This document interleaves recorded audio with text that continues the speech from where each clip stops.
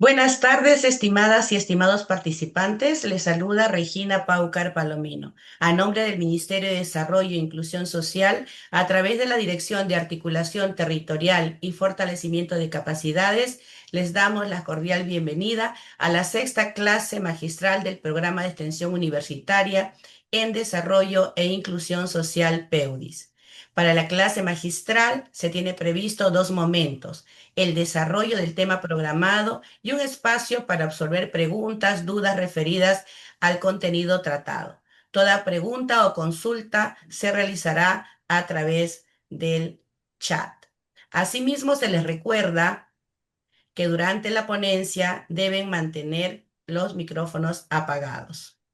Para el desarrollo de la clase magistral nos acompaña el ponente Vlado Castañeda González, quien estará a cargo de la sexta clase magistral Diseño de Políticas, Programas y Servicios Sociales, quien es máster en estudios políticos aplicado en la Fundación Internacional para Iberoamérica de Administración y Política Pública de España, especialista senior en gestión pública multisectorial. Cuenta con más de 20 años de experiencia en el sector público con gestión en temas de coordinación multisectorial a nivel del sector público, sector privado y sociedad civil como secretario de coordinación de la Presidencia del Consejo de Ministros.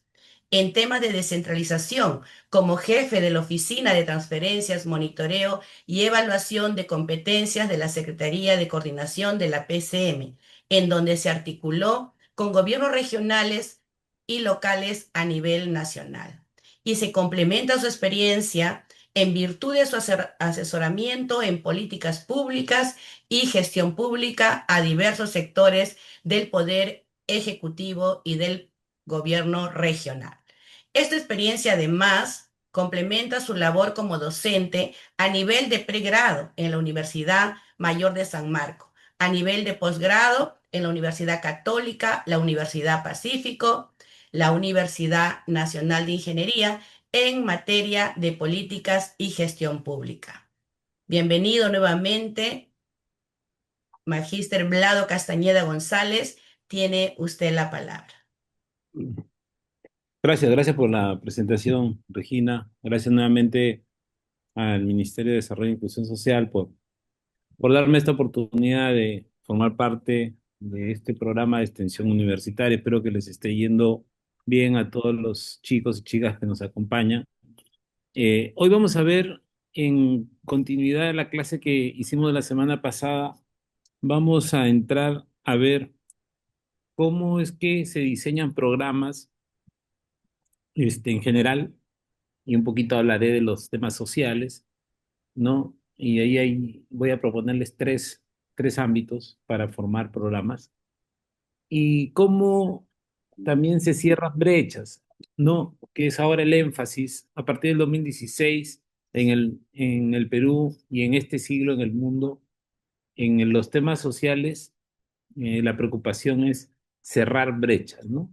¿Por qué se habla de cerrar brechas? Porque de alguna u otra manera los estados han venido haciendo algo en los temas sociales, pero los problemas subsisten porque todavía hay una parte por hacer. Esa parte por hacer se le conoce como brecha hoy en día. Y todo el enfoque de gestión pública está asociado a esos aspectos vinculados a las brechas. Entonces vamos a terminar mirando esto. Nuevamente les pido atención, ¿no? Porque la intensidad, porque tenemos 2 horitas, ¿no? De, de clase. Yo además hoy día estoy haciendo un viaje de trabajo, así que he parado en la ruta para solamente dictar estas 2 horas y de ahí continuar mi viaje. Ahorita estoy haciendo clase de Chimbote, entonces he parado estas 2 horas y a las 6 en punto también tengo que salir, pero rápido, raudo, para seguir el viaje y poder llegar a mi destino temprano. Entonces, miren, por eso les pido atención, porque la velocidad del curso va a aumentar un poquito para tratar de desarrollar todos los contenidos. Dicho esto, vamos a ver. Miren, para diseñar programas sociales, ¿no? la metodología que más se usa en América Latina, ¿no? Es la metodología de marco lógico. Es una metodología que se ha usado bastante en los años 90 del siglo pasado y se expandió su uso en el caso de de este siglo, ¿no?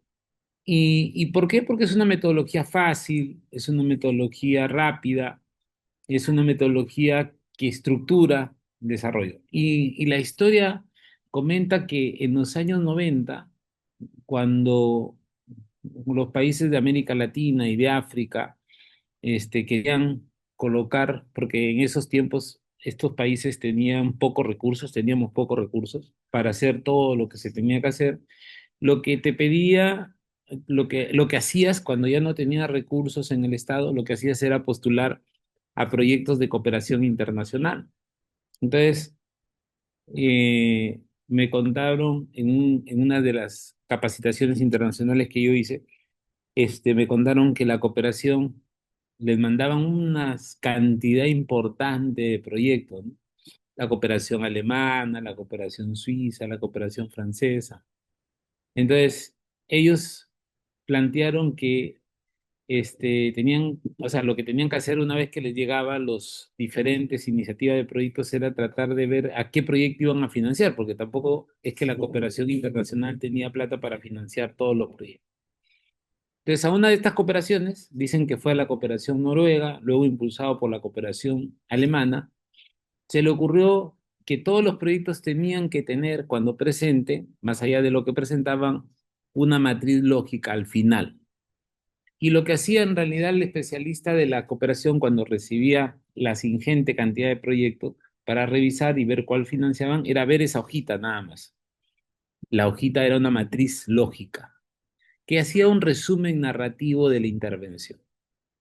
Esa hojita la crearon, vuelvo a repetir, la cooperación internacional, y como los países usaban mucho esta sintaxis, esta hojita, luego las cooperaciones lo que hicieron fue comenzar a dar asesoramiento a los países a cómo hacer esa hojita.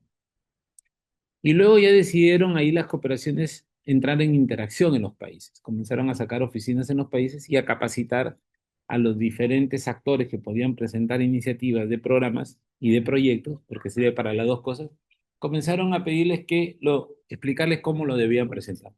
Y así se fue armando una metodología, que fue esta metodología que vamos a explicar rápidamente. Algo hemos explicado en la clase pasada, ahora la vamos a explicar de manera completa. Y con eso, con esa metodología, se llegaba a esta hojita que es la matriz lógica, y con eso se revisaba, y si la matriz lógica era adecuada, ya esa se pasaba a revisar todo el proyecto. Entonces, de esa manera hacían como un cernidor, ¿no? Un filtro, ¿no? Todo el mundo mandaba sus proyectos, ya no se revisaban las 200 páginas, las 100 páginas del proyecto, solamente se revisaba la matriz. Si la matriz era coherente y consistente y estaba alineada a las prioridades de la cooperación, esos proyectos se separaban y sobre eso ya se revisaba contenido, ¿no? Vuelvo a repetir, esa experiencia hizo que, como la gente en el Estado, en los diferentes países de América Latina, presentaban proyectos porque no tenían recursos para financiarlos con los recursos, diríamos, propios del propio Estado, se comenzaron a desarrollar proyectos. En el caso peruano, hicieron algo bien interesante, ¿no? Que el propio Ministerio de Economía y Finanzas promovió que su metodología sea también esta, para que si el proyecto no era financiado con recursos propios del Estado peruano, esa misma metodología, ese esfuerzo metodológico, sirva para presentarlo para la cooperación y no estar haciendo dos formas de presentación. Entonces, así en el Perú se volvió popular esta metodología. Hoy, esta metodología la pueden usar gobiernos regionales y gobiernos locales para hacer sus programas o para hacer sus proyectos. Se usa obligatoriamente para hacer proyectos de inversión pública, ¿no? Y una parte, que es la parte de análisis de causalidad que veíamos en la clase pasada sobre el problema público, se usa para analizar políticas y para analizar programas con la nueva metodología, ¿no? En el caso, para analizar programas, en el caso de políticas, bajo la metodología de análisis de causalidad y en el caso de programas bajo la metodología de análisis de causalidad también, ¿no? Entonces diríamos que es una metodología muy usada de manera completa para el caso de proyectos de inversión, de manera parcial para el caso de programas y de políticas. Para el caso de planes no se usa, que es la cuarta forma de intervención, porque los planes se analizan de manera prospectiva. Pero bueno, es que te quería contar un poco la historia para que sepan desde cuándo hay esta modulación. Entonces, el marco lógico tiene dos partes, la metodología. Una parte tiene que ver con analizar el problema y plantear los objetivos de solución, y la segunda parte tiene que ver con la matriz de marco lógico, que es donde se presenta, diríamos, el resumen narrativo de la intervención con sus indicadores, los medios de verificación de esos indicadores y los supuestos que tendrían que darse en el ambiente externo a la intervención para que haya una repercusión positiva en el desarrollo de la intervención pública. Entonces vamos a ver cada uno de estos pasos que tiene la metodología. Entonces en la primera parte hay que identificar el problema. Recomendaciones para identificar el problema: no utilizar expresiones de ausencia, o sea, yo no debo poner cuando identifico un problema, por ejemplo, falta, no hay, no se pone eso, no se pone falta agua, no hay carreteras, no se pone así, ¿no? Entonces hay que evitar. ¿Cómo se pone? Se pone una situación, ¿no? Descrita en diferentes contextos, ¿no? Por ejemplo, puedo poner limitado, reducido, insuficiente, inadecuado, ¿no? Esos elementos. Pero alguien me decía, profesor, pero falta, pues, ¿no? Falta agua. No hay agua, profesor. Tenemos que ser sinceros, me decía un alumno. Entonces, si tú dices que falta o no hay agua, es porque la sociedad no toma agua. Entonces le digo, ¿en qué asentamiento del Perú, en qué sitio del Perú la gente no toma agua? Ah, no, profesor, sí toman, pero tienen que traer el agua de otros sitios, tienen que comprar el agua de otros sitios, el agua muy cara, ya, pero sí tienen agua. Entonces, el problema es que el acceso es limitado, el acceso es insuficiente, el acceso al agua es inadecuado, pero no es que no hay agua, sí toman agua, pero claro, el coste de transacción para que eso suceda es alto. Entonces, no se usan expresiones de ausencia porque son irreales, ¿no? Y además porque, por lo segundo, ¿no? Si tú pones una ausencia, la solución siempre es la presencia, nada más. Si yo pongo no hay carretera, la solución es que haya carreteras. Pero como hemos visto en la clase anterior, en políticas públicas, yo tengo que tener la capacidad de poder plantear varias alternativas de solución, no una. ¿Y por qué en el sector público es importante tener varias alternativas? Porque si tú pones una sola, tú no sabes si esa es la mejor. Cuando tú pones varias, tú puedes elegir la mejor. ¿Cuál es la mejor? Políticamente es aceptable, la que técnicamente es recomendable y la que económicamente es factible, ¿no? ¿Y por qué económicamente? Porque el Estado no tiene recursos ilimitados, el Estado tiene recursos limitados, por lo tanto tiene que sacar el máximo provecho a los recursos. Segunda cosa del problema es que hay que garantizar que se expresa un solo problema. Como le decía la clase pasada, no podemos expresar dos problemas a la vez. Por eh, más características comunes, como por ejemplo ocurre en el mismo distrito, son problemas diferentes. Ocurre en la misma población, son problemas diferentes. Está en el mismo grupo de edad, son problemas diferentes. Cada problema se debe abordar por separado. Otra cosa que es importante es que sobre estos desarrollos yo tengo que focalizar el área específica y estimar la población que está afectada del problema y caracterizar a partir de eso el problema teniendo en cuenta los efectos visibles que tiene la intervención.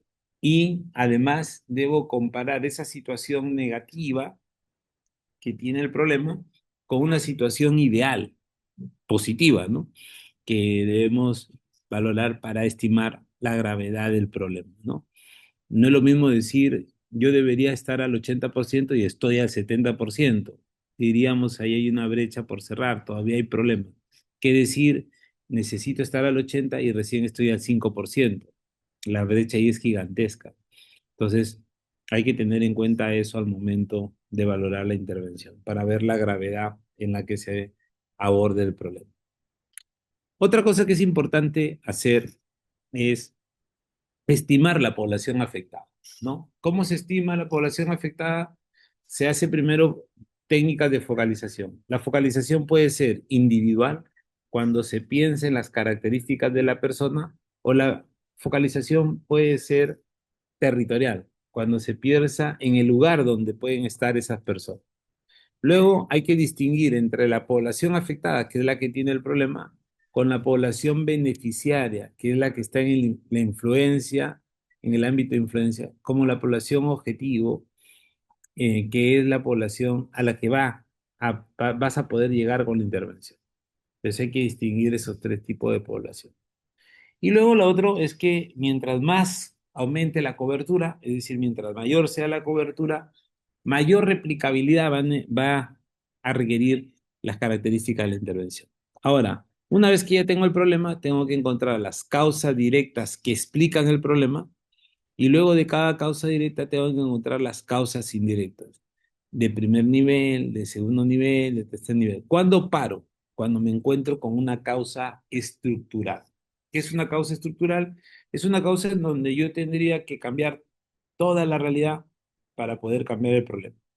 Entonces, ¿qué se suele hacer? Esas causas estructurales ya no se suelen tener en cuenta en el análisis y solamente se queda en el paso previo, ¿no? De las causas indirectas, que pueden ser de primero, segundo o segundo nivel. Vuelvo a repetir, sin llegar a las causas estructurales. Para los efectos que son las consecuencias, pues tengo que ver cómo se van dando los efectos directos de la situación de solución, y a partir de los efectos directos identificar cuáles son los efectos indirectos y luego concatenarlos hasta llegar al efecto final.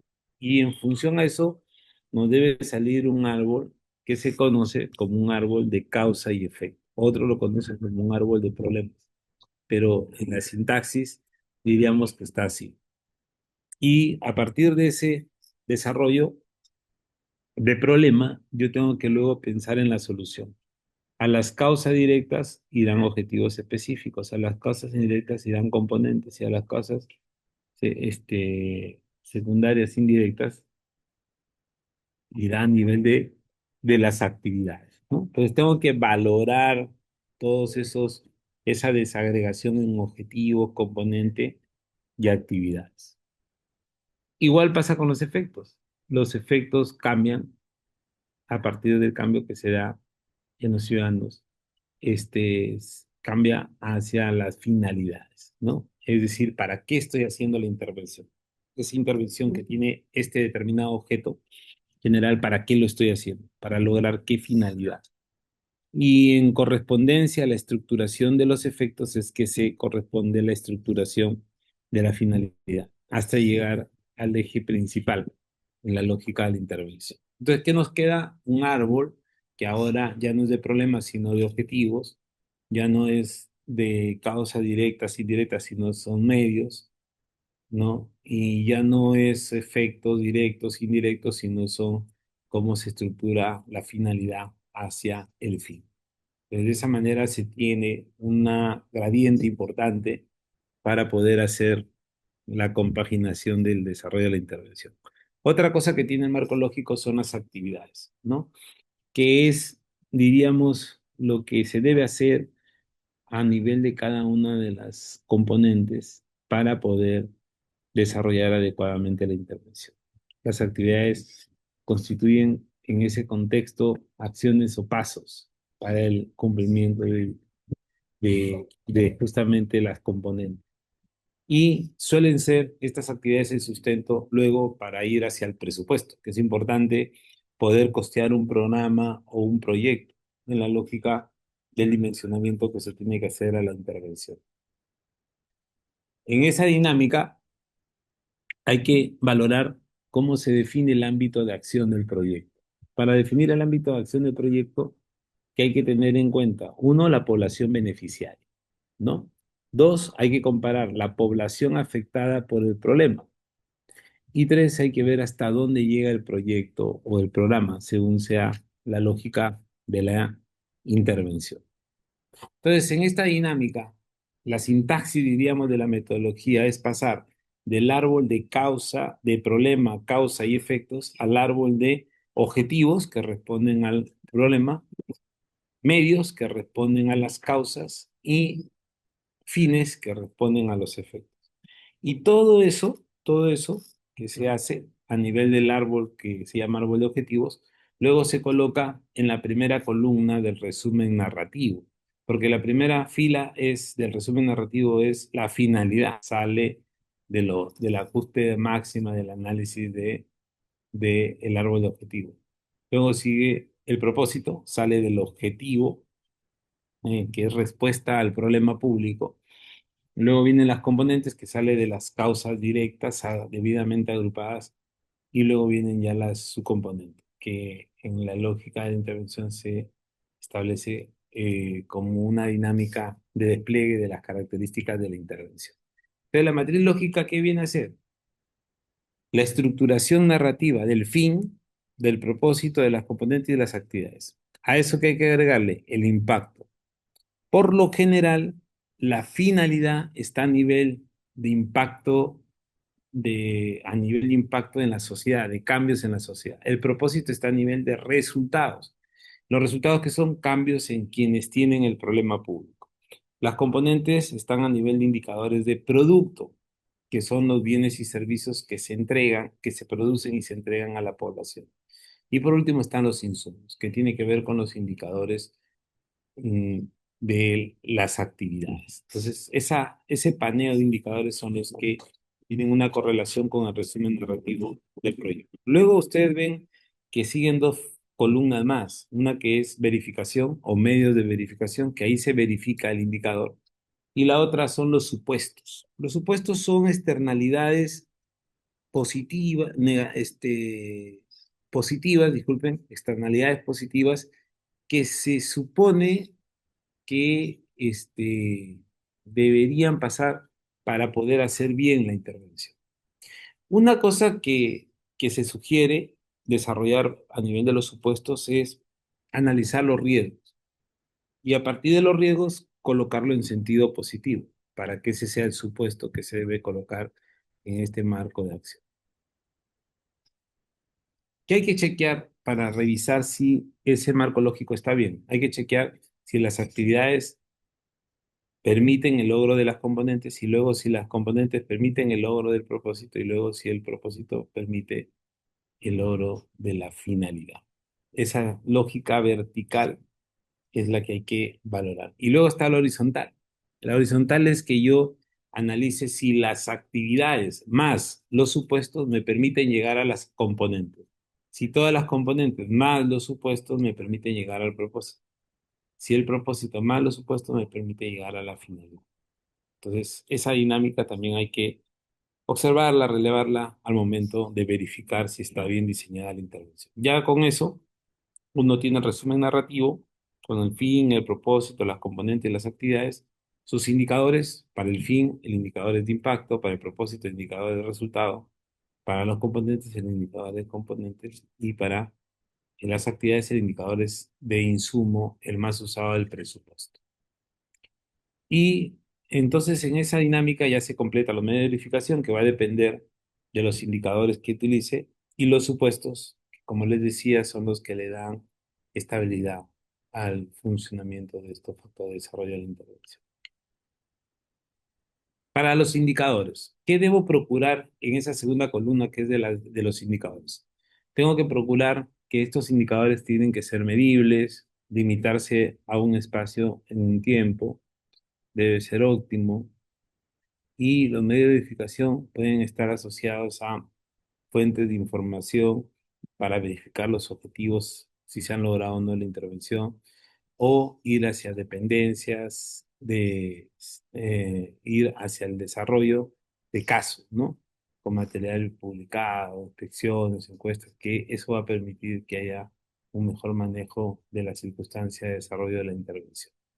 Otro elemento es los aspectos vinculados a la a los indicadores y la documentación. Si yo quiero determinar qué indicadores son claves, entonces tendríamos que establecer qué resultados concretos se requiere para llegar a esos niveles, ¿no? Y ahí también tengo que analizar cómo saber que ya se ha, cómo saber que ya se ha logrado el objetivo. Entonces, para ver cómo es el rendimiento a lo largo del tiempo. Entonces, esa dinámica es la que hay que observar. Otro elemento importante es la línea de base. La línea de base siempre se cierra por lo general con respecto a los datos del año anterior al que está haciendo la intervención. Y hay que analizarlo para poder cuantificar los cambios y ver lo que se pueda desarrollar en la intervención. ¿Cuáles son los indicadores más utilizados? ¿No? A nivel de desempeño, esto de acá, ¿no? Insumo, producto, resultado, impacto. A nivel de desempeño, nivel de ejecución presupuestal, ahí eso es otro de los indicadores a nivel de las dimensiones de desempeño, ¿no? Para poder valorar la lógica de la intervención. Entonces, en los insumos, ¿qué se analiza? La cuantificación de los recursos físicos y humanos y financieros que se vienen desarrollando en torno a la intervención. Son importantes para efectuar el seguimiento y por sí mismo no te pueden indicar la extensión de progreso respecto a los aspectos que comúnmente has comentado. Entonces, en la lógica de la intervención, ¿no? Luego viene la de producto, que trata de cuantificar la producción y la entrega de bienes y servicios públicos desde una entidad. Entonces, ahí, ¿cómo se hace eso? A partir de las actividades y su compaginación con los insumos, para poder marcar las características y condiciones con las que se va a valorar el desempeño de la intervención. Y cuando esto está a nivel de producto, la dinámica es efectuar el seguimiento sistemático, ¿no? A todas las acciones que se vienen desarrollando, teniendo en cuenta las características en las que se va a desarrollar la extensión del, del progreso respecto al cumplimiento de los objetivos de la intervención pública. Luego viene la medición de resultados. Esto está asociado a valorar el logro de los propósitos de las acciones, teniendo en cuenta cómo se van reflejando los objetivos definidos en los organismos del Estado y a partir de ello también cómo se va a valorar muchas veces que no se puede medir y en las cosas que no se pueden medir se tiene que valorar los cambios que ocurren en esa población objetivo. Y luego vienen los impactos. Los impactos es una metodología más sofisticada. El impacto es cuando yo miro los cambios en toda la sociedad. Por lo general, se usa para este caso el muestreo de efectos y a partir del muestreo de efectos va a ver los elementos de resultado y logros que se necesitan analizar. Y luego hay que establecer ya de manera más rigurosa si se requiere una definición precisa en el tiempo para hacer la evaluación, teniendo en cuenta las características de la intervención que se esté desarrollando. Pero esos son los cuatro tipos de indicadores. Una vez que ya tenemos la columna uno que es el resumen narrativo, la columna 2 que es los indicadores, y con la columna 3 los medios de verificación, porque ya con todos los indicadores, toca los supuestos. Como les decía, los supuestos son riesgos no neutralizables, ¿no? Solo se incluyen los riesgos críticos. Luego están los supuestos que se formulan por riesgos, amenazas en sentido negativo. Luego lo que se representa para una condición de éxito, los aspectos vinculados a las características y condiciones de la intervención, dado que representa una condición de éxito relacionada a lo. Y luego están los riesgos altamente probables. Estos riesgos que son altamente probables de que ocurran y no son neutralizables porque suceden a cada momento, eso ya forma parte de la realidad para los parámetros de desarrollo de los programas y proyectos. Y por eso que lo que hay que resguardar es que los supervisores deban cumplir con lo que se les pide o que los supuestos puedan darse a partir de cumplir con el logro del propósito del proyecto, o también que los supuestos puedan cumplir con valorar el proyecto y cómo se está actuando en la zona. Y por último, los supuestos pueden indicar condiciones sobre la responsabilidad de los beneficios generados por los proyectos. Entonces, toda esa dinámica de opciones se da cuando se pautea estos desarrollos. Bueno, hemos visto lo de los supuestos, que es la lógica horizontal. Y en resumen, ¿qué hay que hacer para hacer un buen marco lógico? Hay que identificar el problema central como un problema único, bien focalizado y que no utilice expresiones de ausencia. Hay que elaborar un árbol de problemas, ¿no? Ahí siguiendo la metodología de análisis de causalidad. Hay que tomar los aspectos a identificar de manera más consistente, teniendo en cuenta que a partir de mañana se va a aplicar las condiciones de desarrollo de la intervención.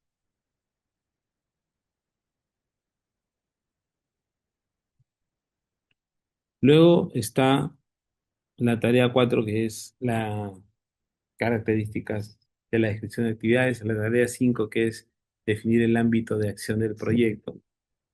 La tarea 6, que ya colocar la primera columna, que es la narrativa del proyecto o del programa, ¿no? Es decir, la finalidad, la componente y la finalidad, el propósito, las componentes y las actividades. Luego ver los indicadores y medio de verificación, que va a depender del sistema de indicadores que se necesite colocar. La lógica es que esos indicadores te permitan actuar con eficacia y eficiencia. Y los supuestos críticos, que son condiciones que garantizan el éxito del proyecto, ¿no? Entonces hay que sacar cuáles son esos supuestos críticos. Esto es un ejemplo muy a escala, ¿no? De cómo hacer todo el abordaje de estos aspectos, ¿no? Se hace un diagnóstico, definición del problema y sus causas, objeto del proyecto y alternativa de solución.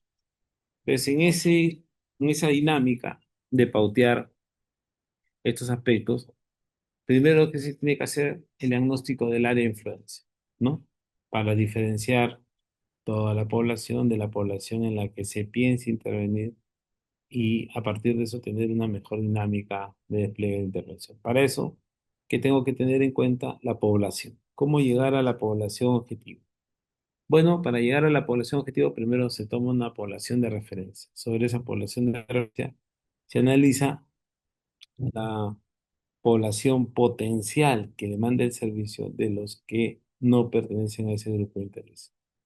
Y luego de la población potencial tenemos la población no carenciada, que son pocos, y la población carenciada, que tiene recursos. Y ya en la población de carenciada hay dos, la población no atendida y la población objetiva.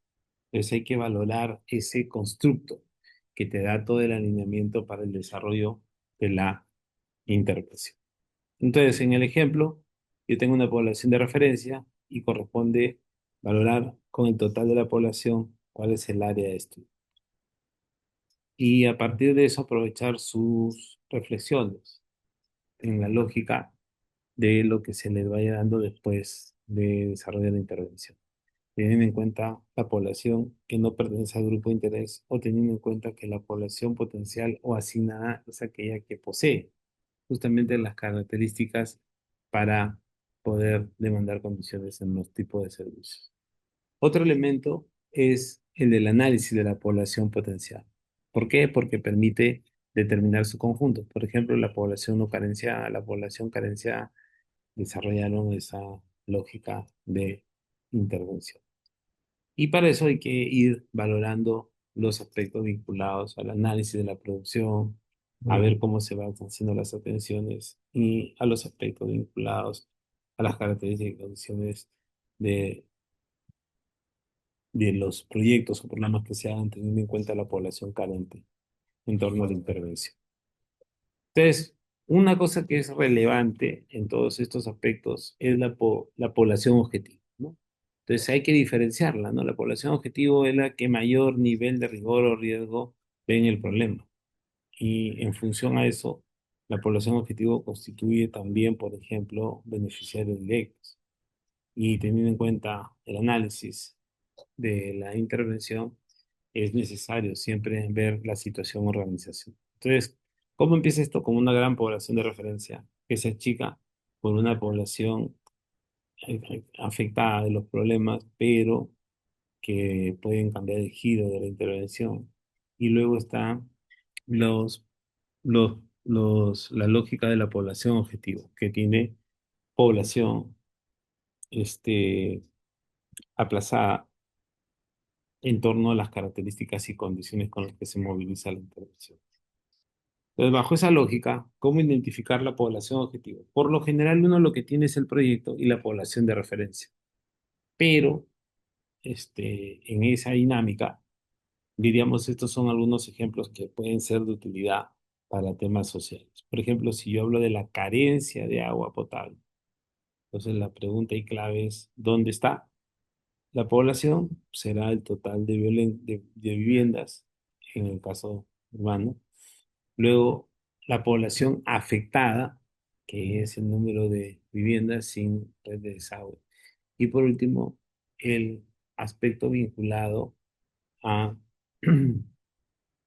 la sostenibilidad de las intervenciones, ¿no? Entonces ahí se necesita valorar ampliamente esa lógica, porque siempre en estas condiciones puede haber ganancias y pérdidas al momento de la negociación. Entonces hay que valorar esos elementos.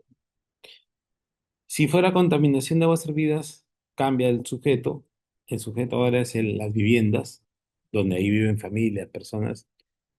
La población afectada por número de viviendas en una red de desagüe. Y por último, la población objetivo ya comenzó a tener un mayor nivel de despliegue de la intervención.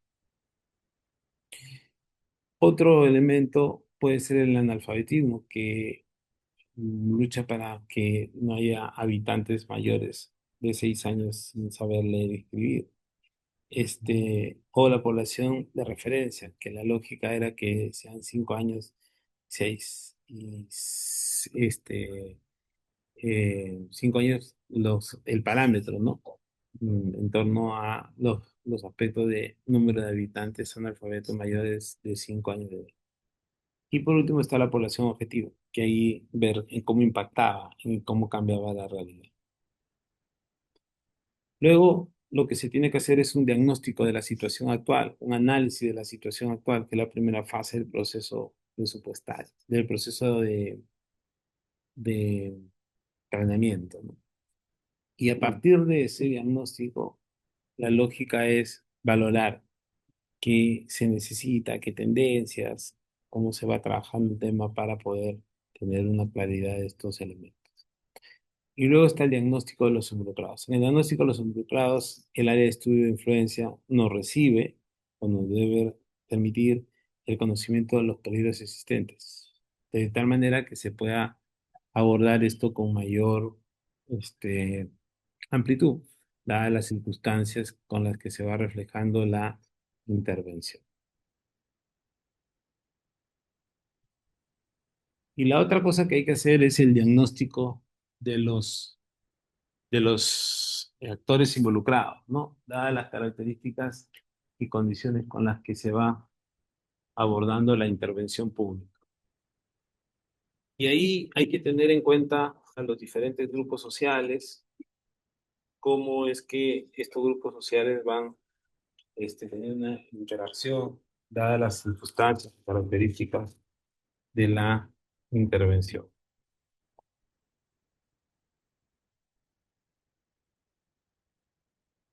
Y ahí, para poder diferenciar estos actores sociales, que hay que tener en cuenta.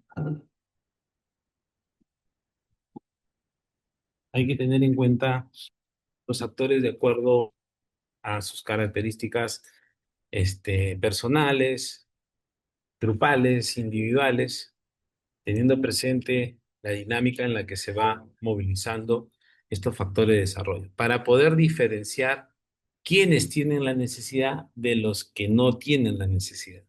Y también para priorizar, ¿no? Porque muchas veces yo no puedo atender a todos los que tienen la necesidad, pero también saber de sus características me puede permitir analizar a quién voy a atender primero, ¿no? Por lo general a los que demanden la atención en torno a las condiciones de desarrollo de la intervención pública.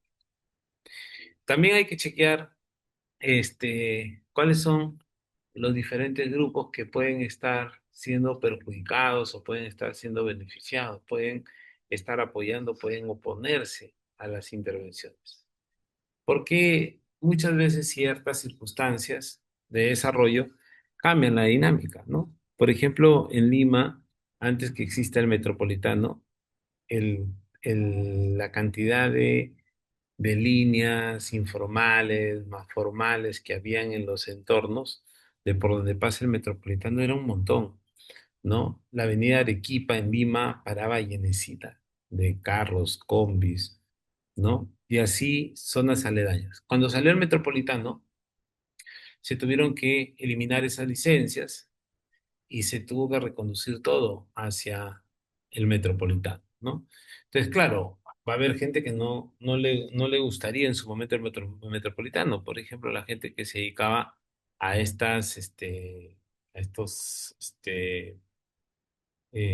servicio de transporte, que es público el servicio de transporte, pero que se dedicaban de manera informal o de manera, este, diríamos, alocada para poder llevar a alguien, y poder captar un pasajero, ¿no? Que eso generó muchos accidentes, ¿no? Entonces, esa dinámica también hay que observarla. ¿Quiénes son los beneficiados, pero también quiénes son los perjudicados? Y luego hacer un buen diagnóstico para valorar las condiciones de la intervención. Otra cosa que tengo que hacer a nivel de programas y proyectos, como yo les he dicho, muchos de los problemas públicos ya tienen algunas soluciones en curso, sino que a veces esas soluciones, uno puede entender, esas soluciones, son, ¿cómo les puedo decir?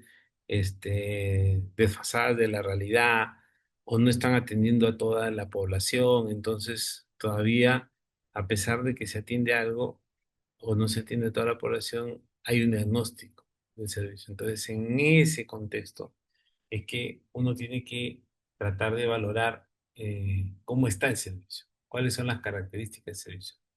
Además, porque en función a eso yo mejoro el servicio o mejoro la capacidad de producción del desarrollo de ese servicio para poder aumentar el nivel de control de esa situación.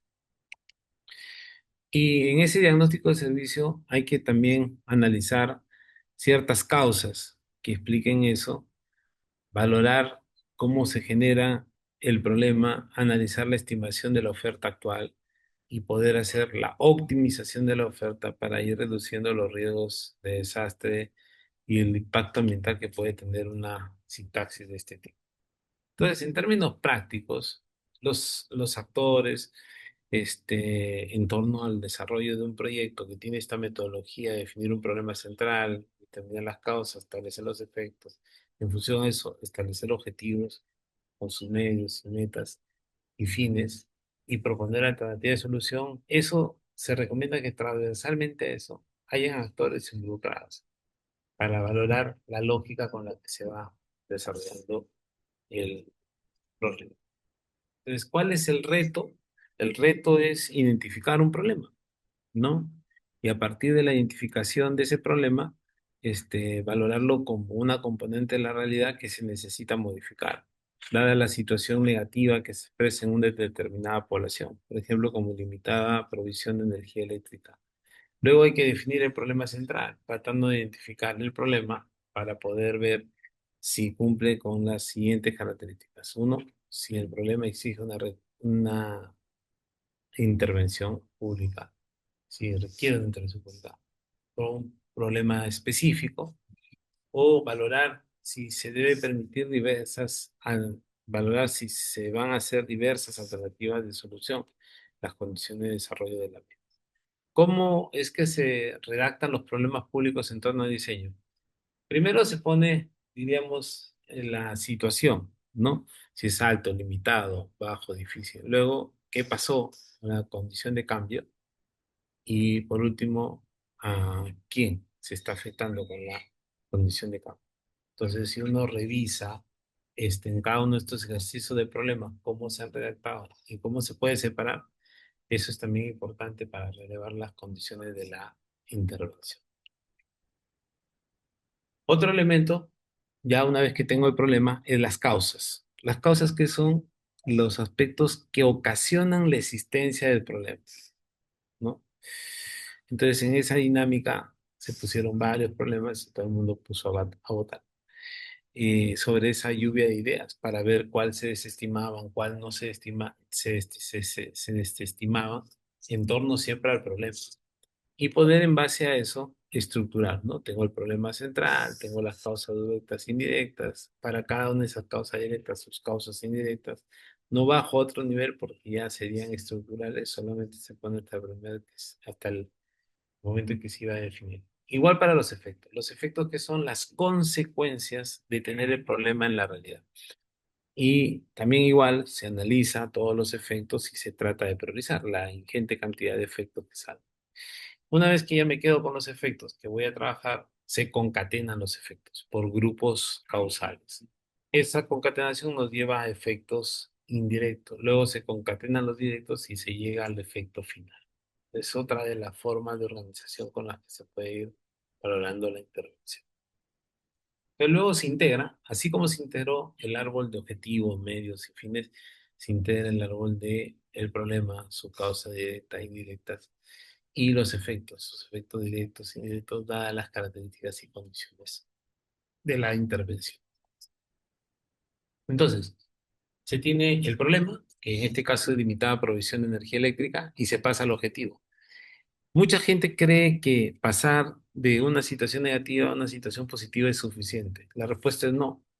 Yo tengo que valorar lo que va a pasar en una dinámica de, de desarrollo, ¿no? Entonces, si yo tengo limitada provisión, ¿hacia dónde debería ir? Hacia el incremento de la provisión de energía eléctrica, ¿no? Para poder tener un mejor cotejo de las condiciones, vuelvo a repetir, con las que se va a hacer la intervención.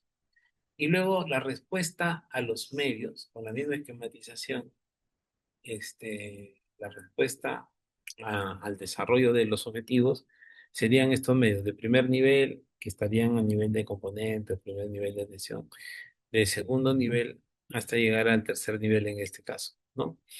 Una vez que tengo esa estructuración, se pautea en la siguiente gráfica. Causa del problema se convertiría en medios del proyecto, causas indirectas, medio del primer nivel y causas indirectas, medios del segundo nivel.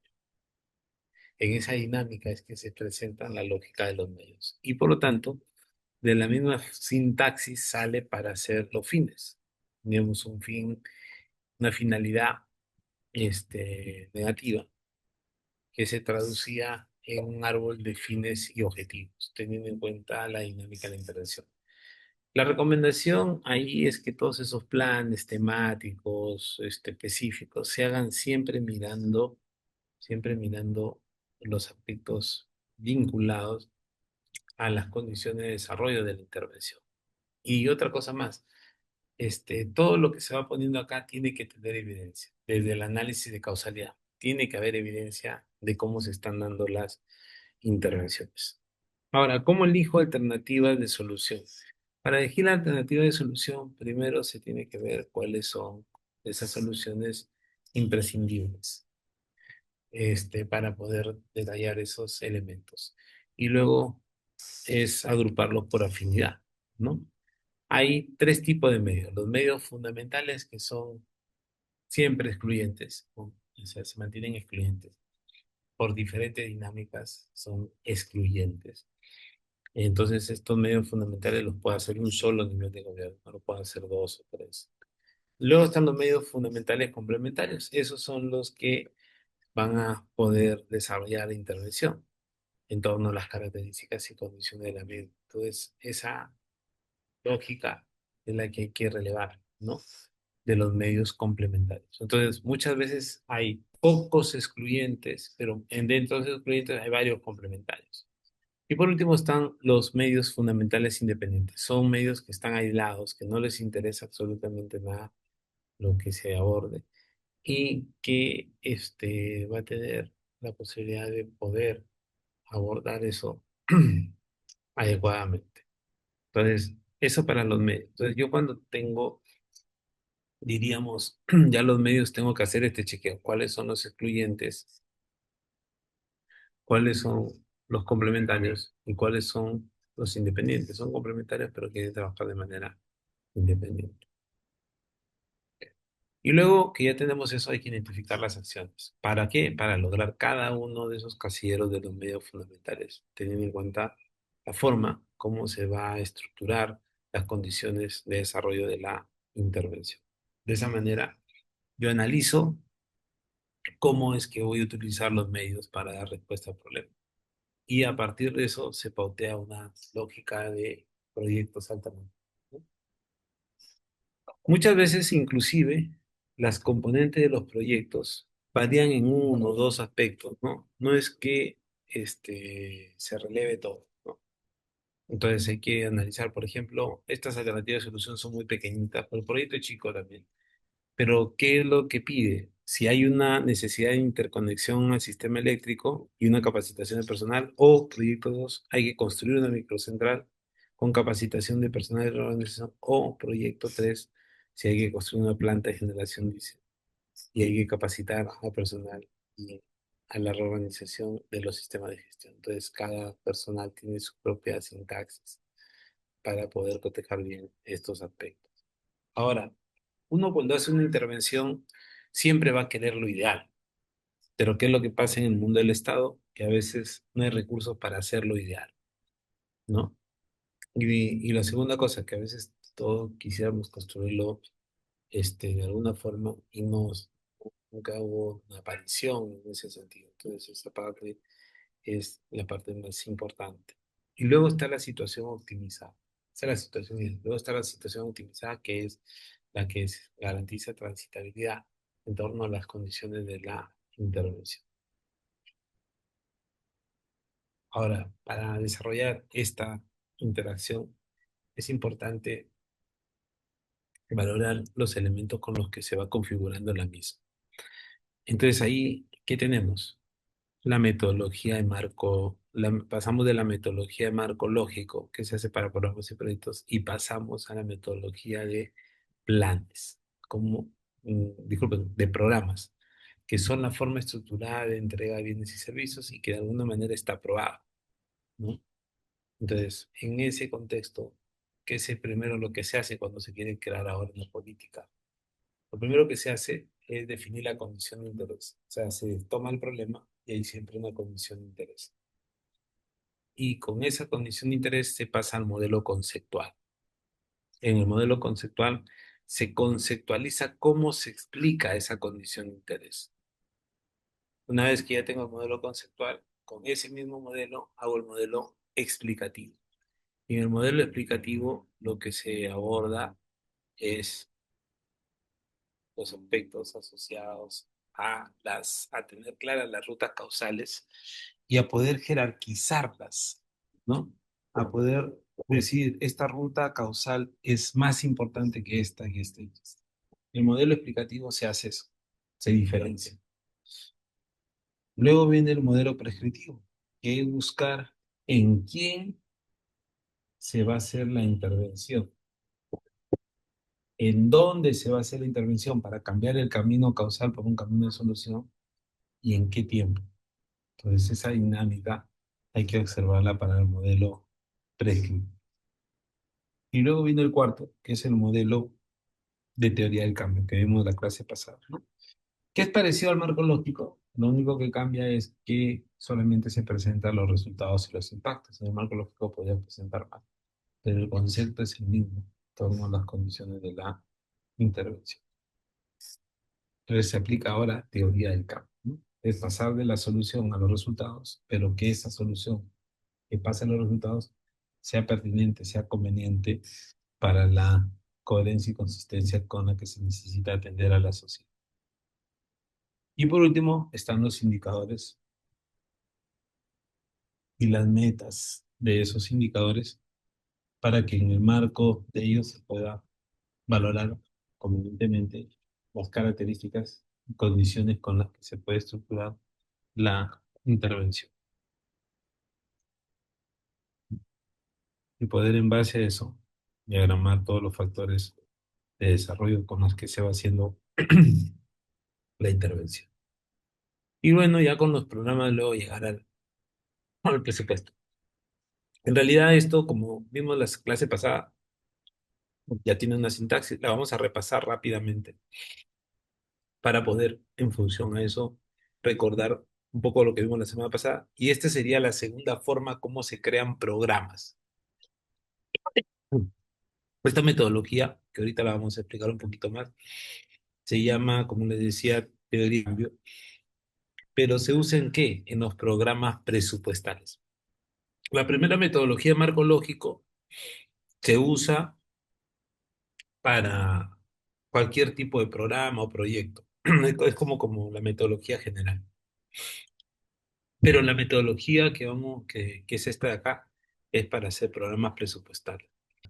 Y mientras voy dando, le voy a ir pasando a los organizadores, a Regina le voy a pasar la directiva de diseño de programas presupuestales, donde está lo que voy a decir, lo que voy a plantearles a continuación. Esta metodología que algo vimos la clase pasada cuando estábamos explicando un poco la parte de teoría del cambio, ¿no? Parte de que yo cuando tengo un problema tengo que analizar la condición de interés, ¿no? Y tengo que conceptualizar el problema. Para eso lo que se hace es aplicar análisis de causalidad. La misma metodología que hemos visto en marco lógico de problema, causas indirectas, es lo mismo que se aplica, sino que en este caso yo tengo que conceptualizar la condición de interés. Por ejemplo, si yo digo que el problema es la alta incidencia de anemia en niños menores de 36 meses, yo tengo que analizar qué implica la anemia. Analizo qué implica la anemia en niños y una vez que analizo qué implica la anemia en niños, analizo las causas que explican la anemia. Pero si es modelo conceptual, lo tengo que explicar de manera general, de manera general. Y eso es lo que se llama explicar la condición de interés y luego que se explica la condición de interés es explicar los aspectos vinculados al modelo conceptual.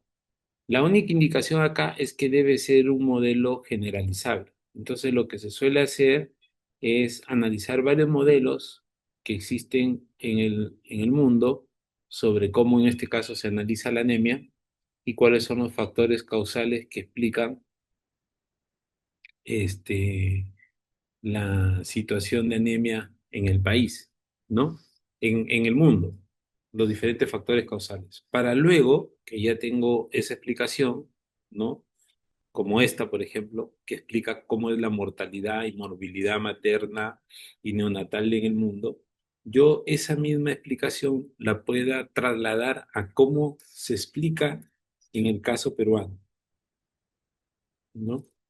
Para que en función a esa explicación del caso peruano con las causas principales y las causas secundarias o subyacentes, se pueda tener un entendimiento de las características y condiciones de la intervención. Y en función a eso, yo pueda pasar de un modelo conceptual a un modelo explicativo. En un modelo explicativo, esas causas conceptuales se las contextualiza, esas causas conceptuales se la contextualiza a lo que pasa en nuestro país, a lo que pasa en nuestra realidad, ¿no? Entonces, por ejemplo, en este caso que analizan la baja diversidad biológica que tienen nuestras áreas naturales, ese problema sucede en varias partes del mundo. ¿Y por qué se explica? Por el cambio de hábitat y por la sobreexplotación. Entonces, yo lo que tengo que hacer para pasar al modelo explicativo es explicar ese modelo conceptual en cómo sucede en nuestro país, ¿no? Y, por ejemplo, el cambio de hábitat en nuestro país sucede por la alta deforestación y por el alto cambio de uso agropecuario. En otras realidades sucede por otros temas. Entonces, por eso se le llama esto modelo explicativo. Pero además, en el modelo explicativo, tengo que identificar las rutas causales, ¿no? Cada ruta causal. ¿Para qué? Para ver cuál es la ruta causal que más incide en la explicación del problema. A esas rutas causales que más inciden en la explicación del problema, se les valora con unas líneas más gruesas, ¿no? Esas flechas que ustedes ven ahí se engrosan más mientras más se explique el problema. Las flechas más delgaditas indican que son las que menos explican el problema. Son parte del problema, pero son las que tienen menos incidencia en la explicación y gradiente del problema. ¿Qué se hace para hacer un modelo explicativo entonces? Primero, se caracteriza el modelo conceptual asociado a nuestra realidad, determinando magnitud de la condición de interés, es decir, cómo es la anemia en nuestro país, identificar los factores causales que producen la anemia en nuestro país, identificar los factores causales directos e indirectos, y luego identificar cada camino causal, separarlo y analizarlo por partes, así como en este caso. La desnutrición infantil se da por los problemas de salud, en el caso peruano, diarrea y enfermedades respiratorias agudas. Entonces yo voy sacando cada factor causal aparte. La desnutrición infantil, uno de sus factores causales es la diarrea en niños. Ese factor causal sucede por el bajo nivel de lavado de manos y ese bajo nivel de lavado de manos es por la actitud de la madre.